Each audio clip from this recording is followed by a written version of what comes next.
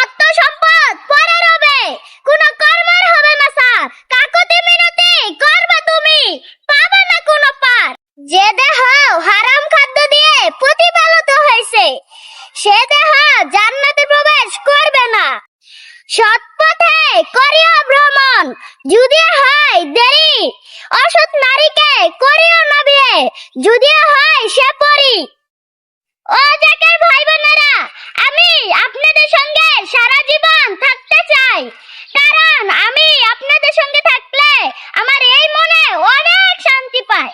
শয়তান বাহিরে নয়, খান্নাস রূপে মানুষের মধ্যেই বাস করে। উপরে দেখুন সূরা ইয়াসিন আয়াত নাম্বার ৭৭, বাংলা অর্থ সহ দেয়া আছে, একটু কষ্ট করে পড়ে দেখুন। ইমানদার হলো তারাই যারা অন্তর দিয়ে বিশ্বাস করে, মুখ দিয়ে স্বীকার করে এবং আমল দ্বারা তা অবশ্যই পালন করে। অনুপ্রেরণার আরেক নাম হযরত মুহাম্মদ সাল্লাল্লাহু আলাইহি ওয়াসাল্লাম, যাকে আমি